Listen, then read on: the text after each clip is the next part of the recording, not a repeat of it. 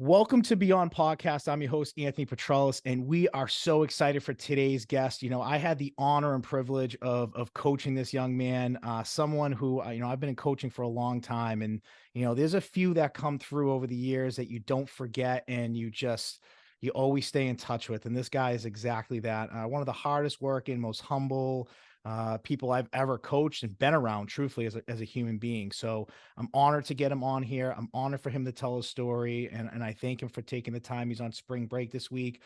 He plays in New Haven, quarterback, stud, all world. So I'm super excited. So without further ado, ladies and gentlemen, Paul Hammond. Thank you. Thank you for having me. Appreciate it. Yeah, man. So I want to thank you because obviously you're a beyond all-star. I reached out to you about it and you were all for it. Right when you were starting school too. So it was kind of a busy time for you and you made time to make a nice video for us. And you always have been a huge fan to this. So I really, really appreciate that from you. No problem. Always gonna support you, Coach B, for sure. Yeah, man. So, I want to like jump into just for the audience to hear a little bit of how we know each other and how we kind of came about. I took over at Arlington Catholic 2018 as the head football coach there. I had a season under my wings, and then I kind of came in touch with Paul. Like truthfully, there was a local high school, Pope John, that was closing, and they had an open house, and I had went down there with a few coaches from the staff, and I had met a lot of kids like Malachi, Isaiah, Manny, and a few others. I can't think of my head, but those three stand out. And then you weren't there because you traveled, and people don't know this, but you live in Brockton and you traveled to Everett by, waking up early, taking trains, taking, vans that picked you up from a train station. I mean, you grinded and worked hard, and we're going to talk about that with your time at Arlington Catholic. But I had spoken to your mom. Your mom had reached out to me. I remember it was like summer camp, and she had called, and we talked on the phone for a while. And she was really wanted you to come, and I talked to her about the distance and how far it was, and she said it's not a problem for my son. He's more than willing to wake up early and put in the work. And traveling to Brockton to Arlington, Massachusetts every day is a hike. So you did it, and you were great in the classroom as well. So I met you and instantly it was a great connection. There was a lot of quarterbacks in the program at that time, and you kind of tried out Definitely. and beat everybody out, and I told you had a fair chance to win it, and you earned it and you won it. So you're a type of guy that, this is the type of kid that you build a program around, in all seriousness. And I'm not just saying that because he's in front of me,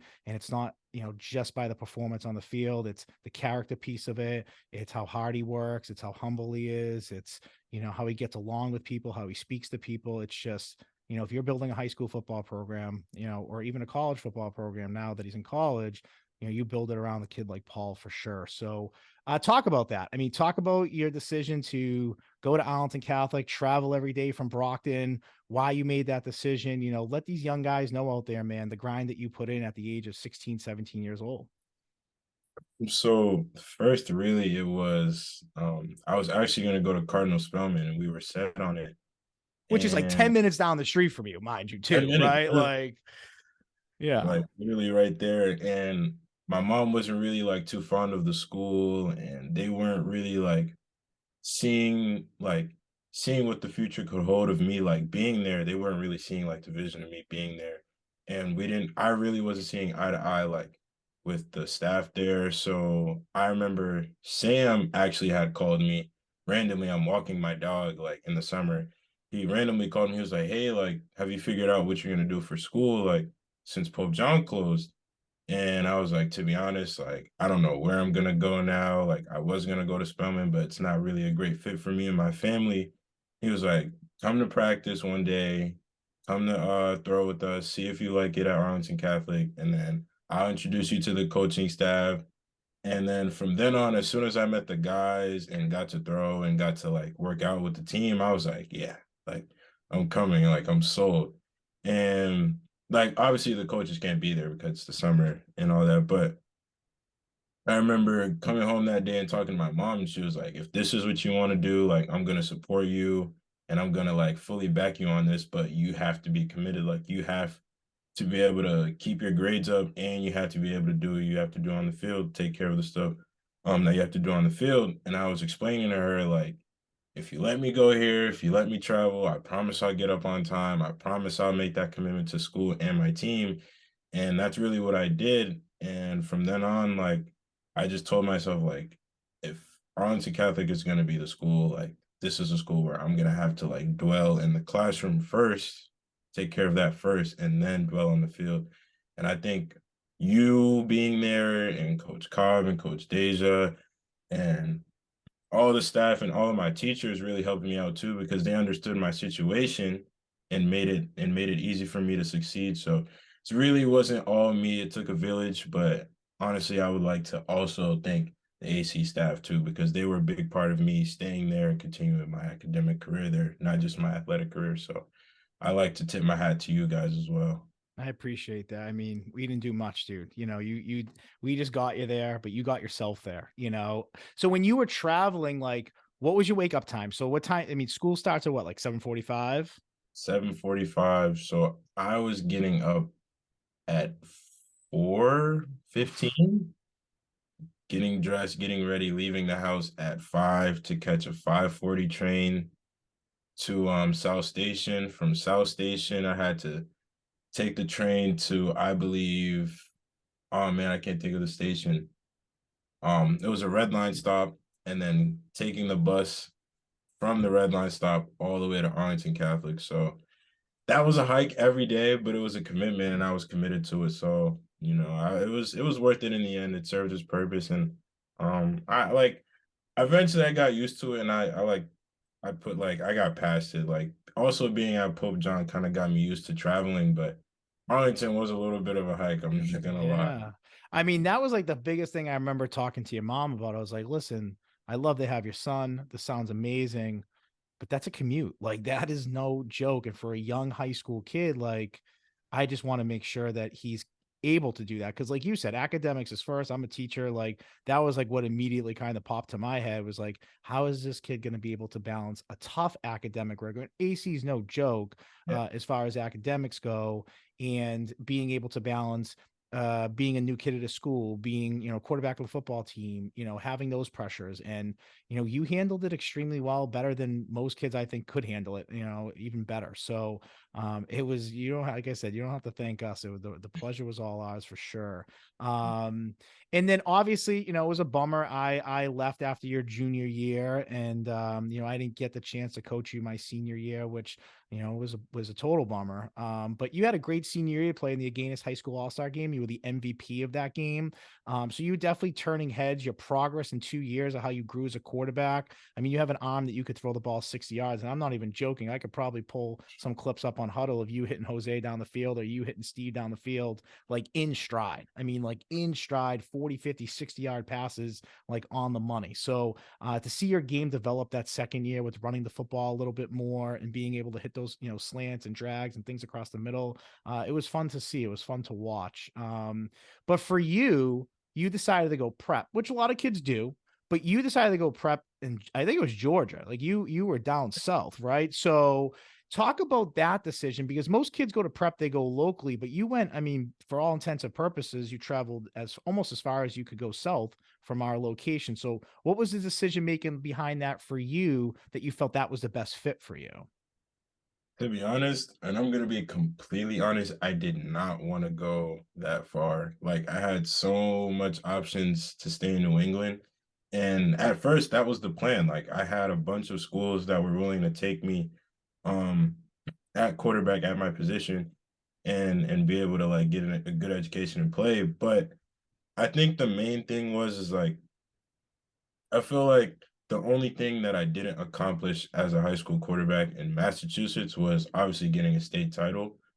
And I felt like I accomplished everything else. I threw for over 1,000. I ran for over 1,000. Like I've done everything. I've thrown for a lot of touchdowns. I won the MVP at the Agganis game. And I was like, honestly, if I'm gonna become a better player, I have to play the best. And I felt like if I went down south and I'd seen the best and I played the best and played against kids that are going to Power 5 level schools and are playing on national television, that if I want to be on that level and if I want to be as good as them, then I have to give myself that experience and give myself that chance. And I felt like that was honestly one of the best decisions that I made in my entire life. Like I've changed as a person more than I've changed as a player. I've gotten more mature. I've gotten more mature in my skill level as well. Like even off the field, like I can't thank that school enough either because they really molded me into really into the person that I am now. And it was a great overall experience. And I think the main reason was just really because I wanted to become better and I really wanted to see what down south football is like and how I stack up against those guys and how much better I could get. So that I was mean, really talk about the speed difference. Talk about the game difference. I mean, you're competing against the best. So going down there, first couple of practices, like what was going through your mind? I remember one game we played. It was a team from Atlanta and they had this one DN. I forget what school he was committed to, but he was unreal. He was telling my offensive line what he was going to do before And the play and did it. and did it. He was doing it. I'm like, man, you gotta block this guy. Like, come on. Yeah. But I've had to get a stronger arm. Like I thought my arm was strong enough, and I'm throwing the guys that run 4.3s and 4.4s now. I'm not throwing the guys that run 4.6s and 4.7s at the receiver level. I'm running away from 6'5" DNs instead of 5'8" DNs, and I'm learning how to maneuver between that and maneuver in the pocket and see things a little bit quicker and make reads a lot quicker and a lot faster. And I feel like that's helped also elevate to the college level too, but just playing against those guys, everyone's fast, everyone's physical, everybody's bigger, faster, and stronger. And you just have to adapt. And that was the one thing that I had to do. I definitely started out slow. I was not used to the speed. I wasn't used to the heat. Like I was completely out of my element. But I just had to, come back down to earth and just realize like I'm here for a reason. I'm also playing against these guys. These guys have to play against me too. Like I'm not just gonna let them, do whatever they want. So I just had to get better. I had to grow up a little bit, and I think that it definitely ended up working out. I ended up playing in the post grad All American Bowl. Ended up doing really well there, and I really did prove to myself that I am just as good, if not better, than a lot of those guys. So that overall experience was great. I mean, you mentioned like, and you're right. Like, in for the audience out there, a 4.3, 4.40 versus like a 4.6, 4.740 might not seem like a big deal. It's tenths of a second, but that's the difference between hitting somebody in stride and the receiver having to slow down just a little bit for maybe the defender to make a play on it, to just getting back in coverage, to maybe it being a walk-in touchdown versus the receiver making the catch and getting tackled at like the 15 or 10-yard line or whatever. So those tenths of a second do make a difference. What would you say? Like you said, you matured a lot as a player, as a person, on and off the field. On field, what would you say was your biggest improvement as a quarterback going down there playing for a year? What did you feel like? What part of your game did you feel like got so much better? I would say not mainly like completely skill level, but being able to be mentally tough and taking hits from guys that are huge. Like Yeah. I've had to learn how to take a hit, which I didn't really do in high school. I never really got hit really hard in high school. I've had to learn, like I said earlier, how to make quicker reads. I've had to learn how to play through pain and be able to not only when things happen to me, don't allow the opposing team and my teammates to see my head down too. That was one thing I had to learn from high school as well. So I think the main thing is really just being mentally tough and being able to let other guys know that you're there for them and be the leader that I'm supposed to be and be the leader that I am now. Yeah. Yeah, So and I that, think, and I think that I mean, that's the hardest thing about high school, right? Like when I first started coaching high school football, you had a staff full of people that were like young, hungry, maybe wanted to coach at the highest high school level possible or coach collegiately. And I was lucky to have a few guys with me that coached, Division I college right now that, I learned from and grinded from and understood. I think what's harder nowadays is, and I've seen it even just over the last few years and more so post COVID, it's hard to put a coaching staff together. It's hard to get people to commit to it. It doesn't pay a lot to get a good complete staff with positional people. I mean, most high school staffs, you might have three, maybe four guys that are really kind of doing everything. everything. And then you kind of have everybody else that are filling in spots, whether they're coaching, the lower level, or they're there coaching an individual position, or they're helping out coaching a position. So we used to always say with you, I was just like, yeah, Paul's just going to develop at that next level because he is going to get that individual coaching. Like, to me, I felt like your game was pretty strong. I felt like at the college level, you were going to learn to like pre-snap read a lot better. I felt like you were going to be able to kind of not only pre-snap read, but progressively read. Like, most most college quarterbacks now, the really good colleges, they might only have to make two reads before the quarterback throws the ball because their athletes on the outside are just a lot better. But, like I say it with what's his name in Jacksonville. I'm Trevor trying to, Lawrence. yeah, like I'm sure in the ACC at Clemson, he made two reads, and by the second read, someone was open. You know what I mean? The first read, if it wasn't open, the second was. And then I think when he got to the NFL, Urban Meyer, I think, had a lot to do with maybe his first year, what it was. But I felt like it just took him a while to really make his third and fourth reads. And once he got better at that, his numbers didn't lie, specifically the second half of the season when Jacksonville really started winning games. So, we felt that way about you. We felt, Coach Cobb and I just said, yeah, when he gets coached at the next level, like he's going to learn those little things. He has the arm to go with it, but he's going to learn those things to get rid of the ball quicker, read a defense quicker, being able to progressively make more reads. And, that's exactly what I'm hearing here and what we thought you were very capable of. And you did it at such a real high level too, which is even more impressive. And so you played in the post-grad All-American game. Where was that? It was actually in Daytona Beach, Florida. It was like Oof. all of the best post grad players all there. It was a weekend of just competition every day, competing against the best. And it really brought the best out of me too, because I'm seeing 6'4" quarterbacks. I'm only 6'1.5", maybe, Yeah. I'm seeing 6'4" guys really throwing it, and I'm there competing too, and really showing that I can stack up against them. Even the linemen, like those guys are like 6'5", 6'6". You got receivers, like I said, that are running 4.3s and 4.4s. So you really gotta really lock in and really like Right. bring your skills and your talents with you. So, before we jump into all that, was there anybody there like notable, like any college football players, names that we would recognize, or anybody that plays at a Power Five school? I'm sure there were a lot of Power Five school kids there, but Um, anybody that stands out particularly, or just no, not really? he's not playing there right now, but there was an Alabama corner there, and he was unreal. Like I'm glad he was on my team. He was unreal. He had great hips, he had great feet. I'm sorry I can't remember his name, but That's he had okay. great hips and great feet, and he was really, really good in man coverage. So he was pretty unreal. He did his thing at the bowl.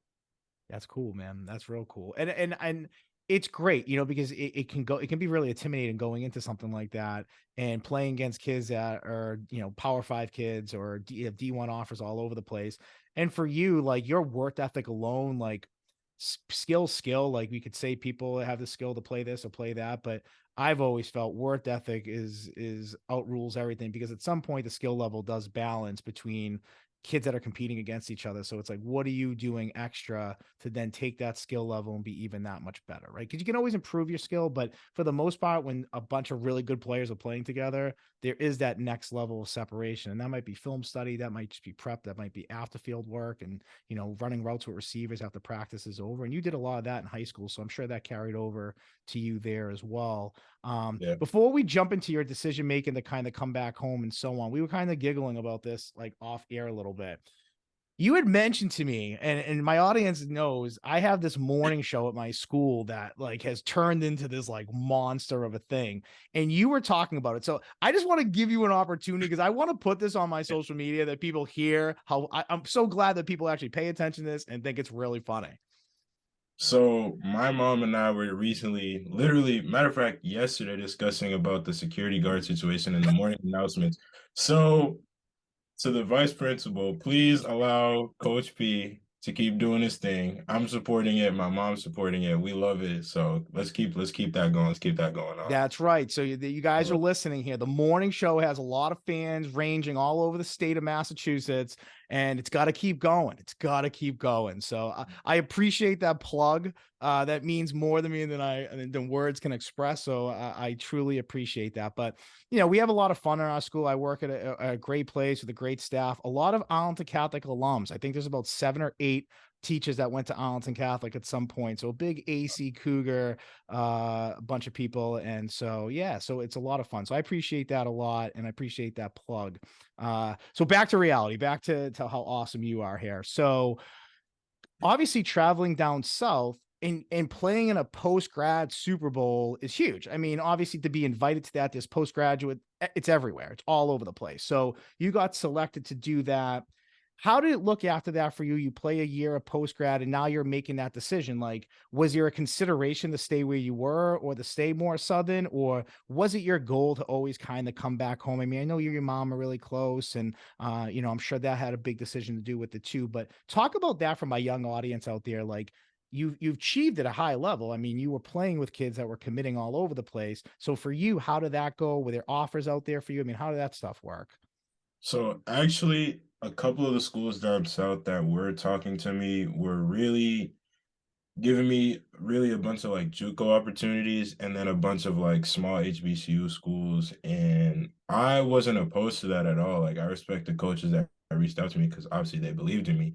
However, I just felt like I wanted to be a little bit more close to home. I did enjoy my time in Georgia, don't get me wrong. And I felt like the experience I had there was the experience I had there. And I feel like everything that I needed to go down there to learn and how to adapt, I feel like I've learned. And I feel like being away from my family a little bit allowed me to really think to myself about what I wanted to do, and making a decision to come back home and play closer to home. I wanted my family to be able to see me. I wanted my family to be able to travel to games, be able to come check up on me. And that was really the main thing for me, was just being able to be close to my family and just making sure that I'm close to them, but they're close to me as well.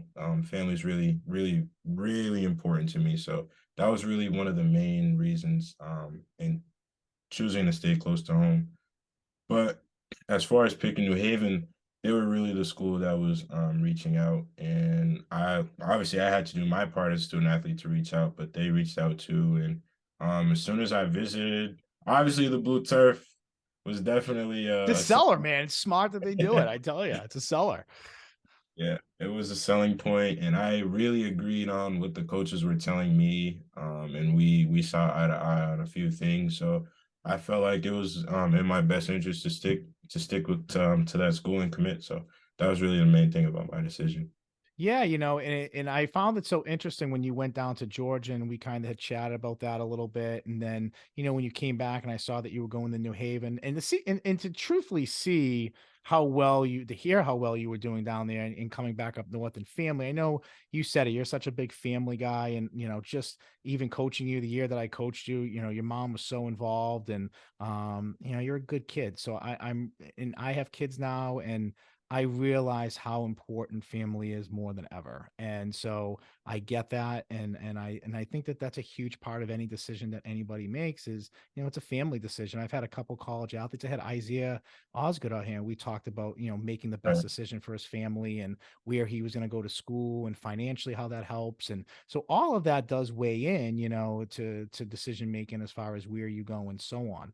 Offensively, obviously, you you're going in, you're competing, and obviously you competed against some great quarterbacks where you went. So coming in, I'm sure you obviously competed against some great quarterbacks too. But talk about offensively the identity at New Haven. Was it similar to what you ran between Arlington Catholic and being in Georgia? Was it something completely different you had to learn? I mean, talk about I guess the adapting to them offensively. So really at Arlington Catholic, we were spread mainly. And when Coach Wilcox took over my senior year, he was really an air raid guy, so we were throwing the Yeah, ball a lot. a lot. And And you I were don't know, probably running a lot too. yeah, I was doing a bit of everything. So when I got to post grad, we were mainly multi-spread. We were under center a lot, and that was mainly because my coach wanted me to learn how to also play under center, as well as not just being too comfortable, in the gun a lot. So when I got to New Haven, I was able to like not so much learn quickly, but learn to adapt a little bit better as far as understanding the language. And I feel like I've learned that from post grad just because we went about things more at the college level, just with signals and the different verbiage and understanding what, what is being called, and sliding up protection and calling out linebackers, calling out the mics, and audibling and stuff like that. So I've learned that, and I've learned to adapt that and add that to my game when I got to college. But at New Haven, we're really still a multi-spread team, kind of like what we were doing at AC. And we're really under center mainly when we get inside the five, goal line situations. But um, I feel like as far as me learning, I feel like I've been adapting pretty well recently to just, being in spring ball and taking the time to look over the plays and review. I feel like that's helped as well. A lot of the young guys, though, you high school guys, get in your playbooks, please, because that's the difference between you playing and you not playing. And we see guys a lot, especially at the college level, that have all the talent, have all the skills, and don't get in their playbooks, and they don't play because of that. So my true and honest opinion is, please get in your playbooks, young guys, because that will take you farther than just being a super athletic guy that has all the abilities. You got to have the brain, you got to have the smarts, you got to know what you're doing, because at the end of the day, there is somebody just like you. And there's somebody that's just as talented, just as good, just as big, just as fast. And you have to be able to outshine them. And the playbook is really what makes the difference. So we talked about that. I'm glad you just said that. So when we said earlier about like players kind of at some point at the high level being the same, athletically, they're gifted, they're very good. So there's a separation. So would you say for you was the biggest separation for you of like maybe being and competing with people with similar talent was just burying your face in your Facebook in your playbook and saying, I need to learn this. I need to understand this offense. I need to be able to make those line shifts. I need to be able to make those audibles. I mean, is that kind of where you think you separated yourself as far as maybe guys that you were competing against a little bit? I think when I first got there, I think the biggest thing for me was I already knew how to throw the football. I was good on the run. I was good in the pocket. I know how to throw the ball. I'm good with my feet. I'm good with my alignment. I know what I'm doing as far as throwing the ball. My biggest thing was just understanding protections a little bit more. And I feel like once you really learn protections and lock in on those, and then start to really when you learn the coaching system and add the coaching system into your game and incorporate it, I feel like that's what makes you better.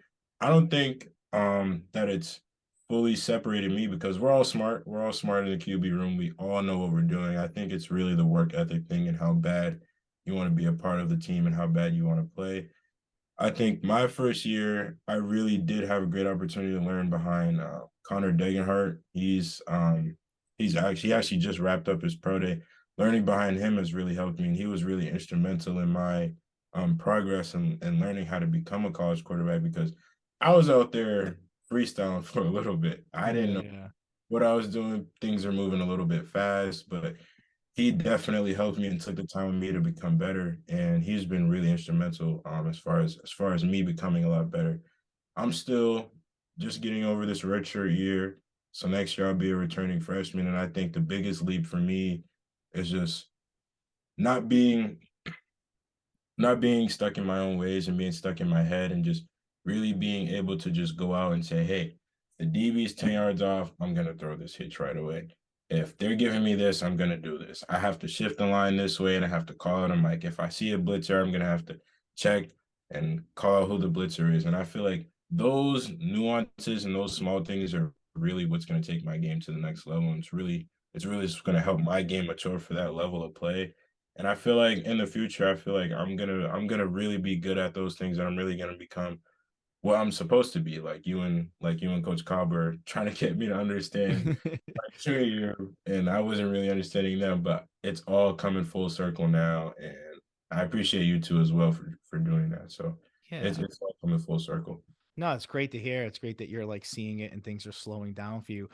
Now, obviously, you get to learn under somebody who had a pro day. Now that's cool. I mean, that's cool. So, how does that work? A bunch of scouts kind of come to your school, and were you able to watch and like see it and stuff like that? How did that all kind of go down? So it wasn't at my school. I'm pretty sure he did his, I want to say at UMass, I think. Okay. Um, I texted him about it and he told me about it. He did a really good job. So I'm proud of him.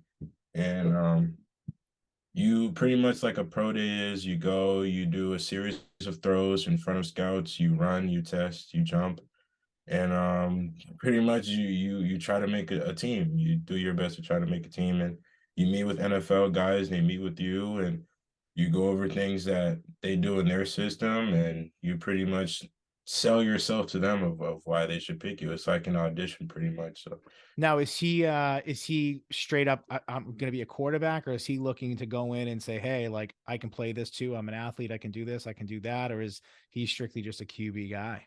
Connor is a quarterback. Gotcha. Okay. That's Straight great. up and down. Yeah, he's a quarterback for sure. All right, cool. Yeah. So talk about the QB room, what it looks like. Obviously, you redshirted, you're coming in your freshman year. I mean, how many QBs does your program carry? I mean, how many guys are there? And, where do you see yourself matching up? I mean, obviously, you're doing spring ball, you're home from break. So what's it look like for you now that you got a year under your belt? You understand the system, you've seen a real good person do it in front of you. I mean, where do you stand? Where do you look? I mean, what's that all look like? So right now it's really unclear because we do have guys coming in and out of the room. Right now we have five. Um, and where I see myself really is I'm not really focused on what I can't control. Obviously, I'm just gonna go in the spring ball and do the best that I can and do and control the things that I can control. And I feel like everything will take care of itself. Right now, I am the youngest guy on the roster, and I am, the only freshman, and I'm pretty sure we're not taking any incoming this year. So my job is I have to go get it pretty much. I have to go Yeah. and show what I can do. So um I'm just gonna keep the main thing, and just do what I do best, and that's throw the football. So I'm just gonna Yeah. stick with that plan. What's that? What's your favorite play in the playbook? And walk us through it. Like if you got to the line, you had a chance to call a play to win the game. What's the play in your playbook right now that you would be calling? I can't give that information out, but my one of my favorite plays, we have a double slant play. I can't say the name of the play or the Gotcha. signal. That's okay. That's okay. It's a double slant play, and we have a backside tag read, and it's one of my favorite plays that I'm pretty good at. Yeah, I mean, you throw slants and like posts on the money. So that must be like a great play for you. Yeah, absolutely. No, this is all real cool. And we touch base about some of this stuff, but just to hear, and obviously the maturity's still there for you and the work ethic's there for you. So I'm not surprised at all. I mean, you're gonna be successful and as you continue to grind and continue to rise there. So we'll be totally keeping an eye on you there. You mentioned like your advice to young athletes out there a little bit about putting your face in the playbook and working hard. I mean, as a young high school kid, the recruiting process itself, what would be your advice about as far as picking a school? Like you ended up at New Haven and you had said there was coaches and philosophy and everything else. But to young high school kids out there, we've had a lot of young high school kids on this podcast. We have a lot that listen, and really for any sport, it doesn't matter what, they could hear this advice. But talk about your advice as far as picking the right school that you feel like maybe fits you as a person on and off the field. I would say don't look at the schools that promise you everything, because mainly those are the schools that end up not doing the things that they promised you. I've definitely learned that transparency and honesty, of being upfront with coaches is really what separates a good coach from a bad coach. And when coaches are honest with you and they're genuine, So I would say pick a school that's going to be genuine, that believes in your abilities, but is also going to be honest with you and is also going to not lie to you. I remember New Haven was telling me like, "Hey, look, we think you're good, and we think like you have the athletic ability to succeed here, and we think you can play here, but we're not going to promise you anything." And for me, and you know how I am, all I need is an opportunity. All I need to Yeah. hear is that I have an opportunity. So if a school is giving you an opportunity to do what you love to do and is offering you the opportunity to get a great education, then I would say to take that school. I wouldn't really look into schools that are going to say you're going to come in right away and do this and do that and promise you the things that you desire as an incoming freshman. I really believe in putting your head down and working and earning things. And I feel like I've learned that through you as well. And I feel like that's carried on through post grad and college. So once I heard that, I'm not going to be promised anything, I'm going to have to come in and work, I was completely fine with that because that's literally all I've been doing my whole life anyway. So Yeah. for me, I mean, that I was feel like that's literally what I said to you. Like when, I talked to you and your mom, like, yeah, we have a kid who knows the system, who's, you're gonna have to compete against them. And, I was honest with him too, and I was honest with the other guy. Like, we have somebody coming in, best person wins. Like, it's what you do in the off season, like you mentioned, like burying yourself in the playbook, working with your receivers, hitting the weight room. I mean, the things that you can control in high school, Right. obviously that kind of separates you, because that's the same stuff you're going to need when you go to college. I mean, all those things are, if you're not doing that, like, yeah, you can't just rely on skill and athleticism, because again, there's four other guys who have the same skill and have the same athleticism. So how are you separating yourself? You're in spring ball right now. I mean, talk about that for you, because that is really like your first experience at it. I mean, your football season's over, but not really. I mean, I'd argue your off season's harder than your regular season, because it is nonstop. I mean, you're in the weight room, you're working out, nutrition. I'm sure you're doing all sorts of compete stuff as a program, and things like that. So, what's spring ball like for college players? Oof, I mean, for young guys listening, it is no joke. It definitely is everything it is and then some. Everything that people say it is and then some. You do mat drills, you go lift, you practice, you condition, and it's very rigorous. You're definitely being pushed to the limits, and you're definitely going to be challenged at times where you're going to have to find it in yourself to be mentally tough. I feel like at our program they do a really good job of that. They're really strict and hard on us when it comes to lifting, and not even the lifting part, but just eating and taking care of our bodies as well. And I feel like, doing small things just as like going to treatment as well really helps. But spring ball is the time for you to get better. It's the time for you to get bigger, faster, stronger, and it's a time for you to just become a better player and develop in the ways that your program wants you to develop. So I would say spring ball is definitely harder, like you said, than the regular season too, because it's every day. Regular season, you go through practices, you go through film, game preparation, you play your game, and it's the same thing next week.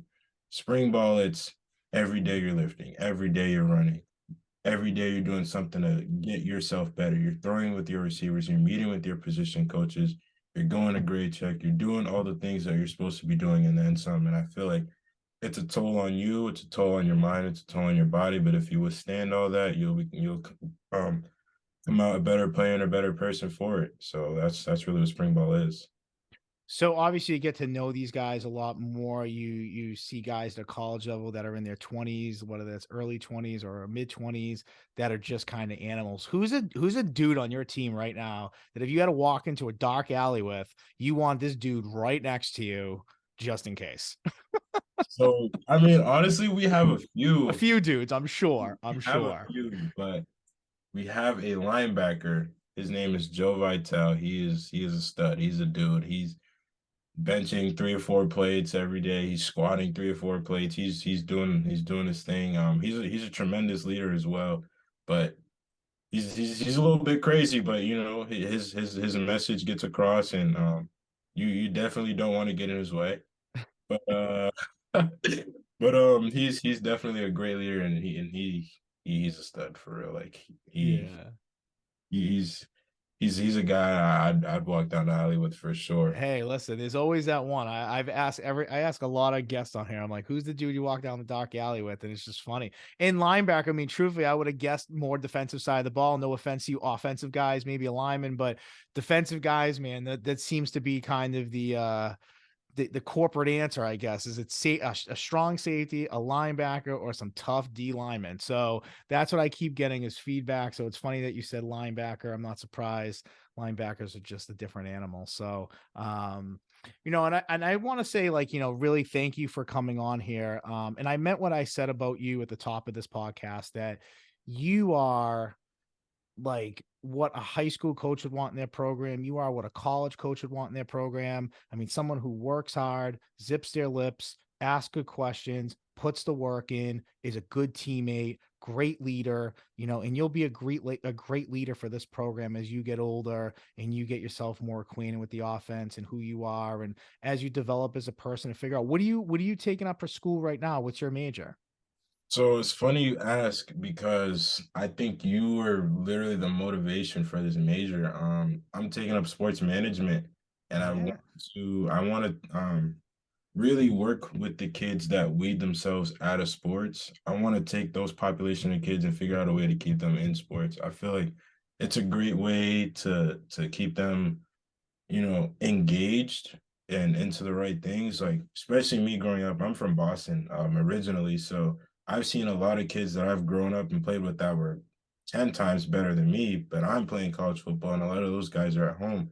And I want to learn and figure out a way to take people like that and honestly help them to get a better future and find a way for them to be in the position that I am right now. So I'm That's I'm great. I'm taking up that major and trying to figure it out, but we'll figure it out soon. No, that's great. I mean, I think what's important when you go to college is that if you're undecided, it's like, people change their occupation all the time. They change what they do, they change the profession completely, they do something completely different. So, at the age of 19, 20, 21 years old, no one necessarily knows exactly what they want to do or what they want to do for the next 50 years of their lives or 40 years of their lives. So there's no rush with that. I think for you, it's important to kind of like dabble and take a couple different classes, take some electives, and just see what kind of catches your eye, and if that's what continues to catch your eye, then great. And if it doesn't, that's part of the college process, is really figuring out so many classes you can use for a different major. So it's not like you fall too far behind if you decide to change a major or anything like that. Worst case, it might be like a semester or something like that. So, it's good. Keep, trying to figure that out. And that's great that you want to work with people and seeing what that is. Well, why is it that kids are dropping out of sports or not continuing to play sports? And I think that that's really admirable. For me, it's kind of the same thing. Like when I started this podcast, leaving football was hard, but being home and being with your family and being a great dad and being a great husband and really trying to keep that other structure part in your life, because football is like, I tell people this, but like football saved my life and truthfully structured my life and balanced my life in a way of like discipline and work ethic and being a good leader and kind of like you've mentioned and type of person that you are, like really kind of keeping your head down and just doing what you're supposed to, and that structure of like time management, like knowing that I have all this stuff I have to do and I have to manage it and balance it in the course of a day or a week or a month or a year, and how you consistently do that every day. And to me, sport, specifically football, has always done that for me. So when I left coaching, being able to stay involved in the high school world of sports, knowing what coaches go through, knowing what athletes want to see and want to hear, and how you can help them. I just felt like there was way more for me to still offer out there. And I do this in the convenience of my home. Like that's the crazy part, is like, I know so many people that go to studios and everything else, but it's that time management aspect that we've been talking about, of knowing like, okay, I have two 4-year-old twins. Like I can't go to the studio down the street and record because I need to be here. So it's kind of figuring out, the areas of your life of what you can and can't do realistically, but then figuring out, okay, how am I going to do it and how am I going to achieve this? So, I'm not surprised by your success at all. Like for anything, I'm just like grinning. Like I'm just like, yeah, this is exactly what I saw for you. This is exactly what I knew was going to happen for you, and continue to happen for you. So, I really mean this. I am proud of you. I think that, yeah, like,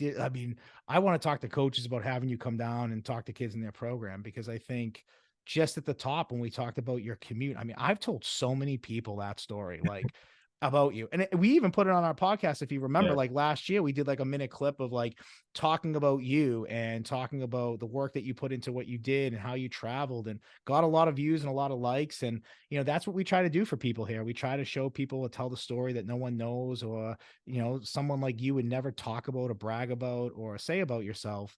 But I Yeah. will, like, I'll brag about that all the time for you. So I think it's amazing. I think you were great today. And like I said, you're on spring break this week. So it just worked out to be able to catch you when you were home. And please tell everyone at home, Scary Terry. I don't know if you Of see him, course. but tell him I'm always asking for him. And tell your mom I said hi too. Obviously, I'm a huge fan of your mom. I think she's a great mom and has done great things with you over the years. So yeah. Thank you. Thank Yeah, you. man. I have Absolutely. a So question for you though. all right, fire away. I want to know what, because I remember when I first came to AC and we were doing sevens, like it was taking me a minute to really lock in on the playbook and really understand what we were trying to accomplish as an offense. and I was struggling a little bit. And I remember you throwing me in on defense just to see how I could help out the team as a coach. And that's what you're supposed to do. Like, I understand that. But eventually, when things started to click for me, I just never really got the chance to ask you, like, what went into the decision of me becoming a starter, like, at AC? Well, a lot of it early on when the three of you were competing, and that was you, Mike, and Anthony, when you guys were competing, the first two scrimmages, and that was, if I'm not mistaken, I think it was Arlington and Mm, maybe Lawrence, or it might have been Mall. I forget, whatever the first two scrimmages were, we really kept good data. Like we really kept good numbers. And we try to call plays that we felt like, because that first scrimmage, you get 10 plays, right? So it was trying to balance your guys' reps, and it was trying to throw plays at you of just making a quick read and getting rid of the ball and see who could do that. And I felt like after those first couple of scrimmages, we then narrowed it down to two guys that we felt like statistically, you and Mike were pretty balanced. We felt like you guys kind of made the right reads on certain things. And then as camp just kind of progressed, a lot of it was the little stuff. Like I love Mike. I still talk to Mike, and I know that was a tough decision that I had to make as a coach. And, obviously he was a great team player and learned to play tight end and try to play another position while still learning the playbook and understanding the playbook if you ever got hurt. But for you, it was really just like those little things. Like I said to Coach Kopp at the end of the day, I was like, I think Paul offers more. I think Paul can help us out with his legs more. I think Paul has the arm to hit these receivers on the run. I just think we have to work with him on getting rid of the ball a little bit quicker and making that read a split second quicker. Like you said, a 4-4-4-3 versus a 4-5-4-6. Like in a quarterback making a read, it's the same thing. Like there's a difference between seeing the window and hitting the window on a slant or a post or a drag versus holding on to the ball too long. And now the linebacker comes up or the safety comes up and that window's gone. So we felt like your potential was just through the roof. It was just a matter of hoping that us as coaches could get you there. And I hung my hat on the end of the day, the commute that you made to come there every day. You were never late. And I just felt like, man, how can I not play this kid when for he's sure. doing everything we're asking him to do? And skill wise, he is to me was the better quarterback at the time. And yeah, I mean, it was kind of all the intangible stuff, but it really was the skill stuff too that I felt like really separated you. And big picture, I felt like once you learned the offense, you had a whole nother year of just getting that much better. Obviously I ended up not being there that second year. Ear raid was, probably your style, truthfully, like getting rid of the ball and really slinging it. But, when you played for us, I wanted to teach you how to read more. I just like wanted you to be able to like see windows and understand when you played at that next level. Those were the things that you were already good at that you didn't have to maybe learn from scratch. So I just gave you a long-winded answer there, but at the end of the day, it was skill set. But most importantly, it was work ethic and like how I wanted to build this program. It was my second year as head coach, and you were somebody I wanted to build this program around. And I felt like it really skill wise it wasn't that close, right? But Mike was a great leader and did everything we asked him to do too. I just felt like your ceiling was a little bit higher. That makes sense. That does. That does. Definitely. Yeah. So, and that's tough. I mean, those are the tough decisions as a coach. And, there was a part of me that was worried. I was like, what if this kid comes in and is not really a great quarterback? Now he's coming here and commuting every day. And you mentioned like trying you out defensively, was more of a what if. Like if Paul wasn't our quarterback, where could this kid help us? Because again, it was like, this is like what I want to build my program around. Like I want to build around your type of attitude and your type of work ethic and, having 11 guys in the field that had what you had. And not even just from a skill set, just from that. And so it was a, just in case he doesn't win this QB, competition, we got to get this kid on the field. And where could he help us? Quarterbacks are always, pretty good safeties because they understand how to read a field and see, what coverage you're in and where you might throw the ball if you were in the situation. And so being a safety or playing a little bit of, I think we kind of tried you everywhere, truthfully, a little bit, but yeah, it was really trying to figure out what would Paul's role be if he wasn't the quarterback of this team, because we wanted you somewhere on the field. So we were really trying to figure that out, from the defensive side of the ball a little bit as well. No, that makes a lot of sense because I want to get into coaching eventually too. So I like to ask the hard questions. And Yeah. like you mentioned about just the attitude piece in the leadership, I want to give Isaiah Osgood his flowers too because my senior year we really wanted to learn, what ways could we help out the next class. And I think my junior year, we weren't really so focused on those things, but I felt like my senior year when me, Malachi, and Manny, put our heads together and we knew it was a COVID season. We probably only have 4 or 5 games, which we did end up having. And we wanted to figure out a way to make it successful for the class behind us. And I feel like Isaiah and Seppi and Sulo and, even Sean Casey, even though he's a knucklehead at sometimes, but Yeah.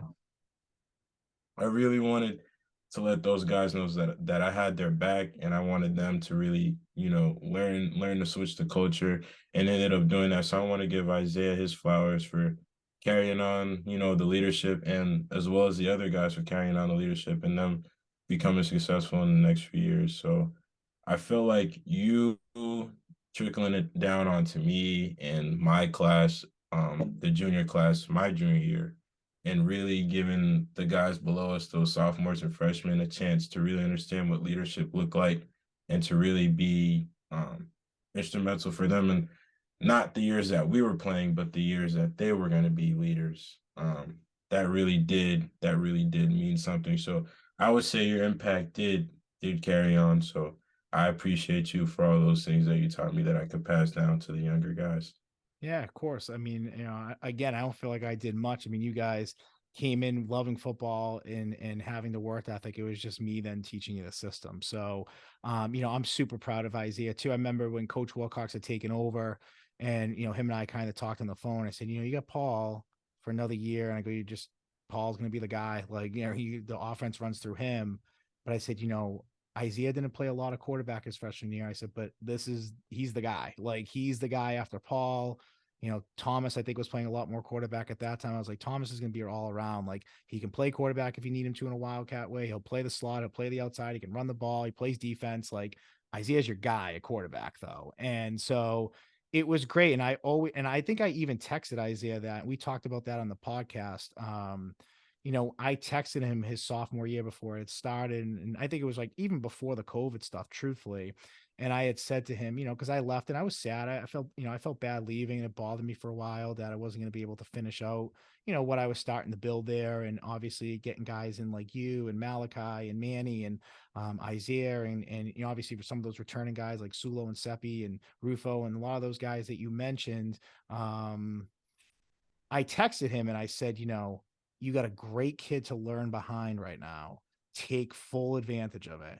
Ask him questions, listen to him at practice, see why he did stuff, because then it's your show for 2 years, man. And I said to him, I was like, you could be just as good as Paul, and he's like you. I mean, he works hard. He's a dog. He absorbs things. He's bettering himself. You guys both go to QB Academy. I mean, talk about that place for you. You go to M2 QB Academy. I know you kind of turn them on to that, but I see your clips there all the time. Every time I see that, I watch them all the way through. Sometimes there's like 25 of them, but I watch every single one of them and I look for you guys.